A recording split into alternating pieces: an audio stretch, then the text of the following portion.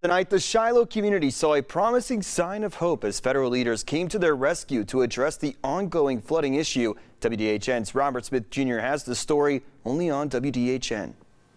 A monumental day here at the Shiloh community as residents are optimistic a solution is nearing after a visit from federal transportation leaders. U.S. Department of Transportation Secretary Pete Buttigieg and Federal Highway Administration speaking with residents in the Shiloh community who have been desperately calling for help as they are battling a 6-year and counting flooding crisis. I wanted to see that for myself because we are engaging the State Department of Transportation on how they can best take care of these residents.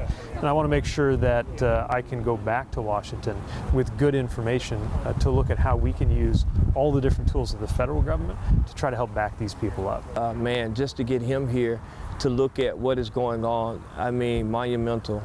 It was just a blessing. During the visit, community leaders showed the federal transportation leaders how stormwater from the 2018 expansion of Highway 84 flows through the pipes that they say are intentionally turned onto their community, damaging their homes and property, washing away their inheritance. Sitting in the house, I was talking to Dr. Wright. I said, if you're sitting there, you can hear the house popping. They also went around to each resident in the community to hear personal testimony about not only flooding, but infrastructure issues such as a lack of fire hydrants and a one-way entrance into the community. Just because it's an extreme safety issue. These are not luxurious requests. These are basic, and they ought to be able to have those things and then some.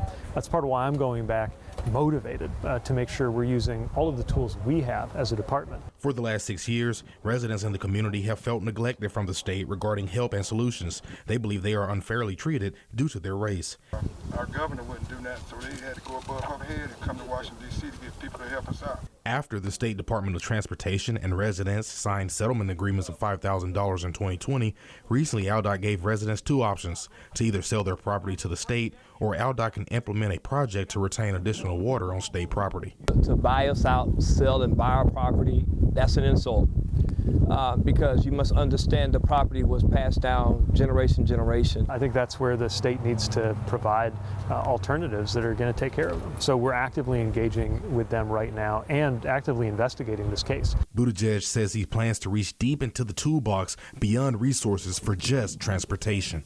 It's an environmental issue, it's a public health issue. Buttigieg and residents say they are optimistic about coming up with a solution at some point this year. In Elba, Robert Smith, WDHN News for the Wiregrass.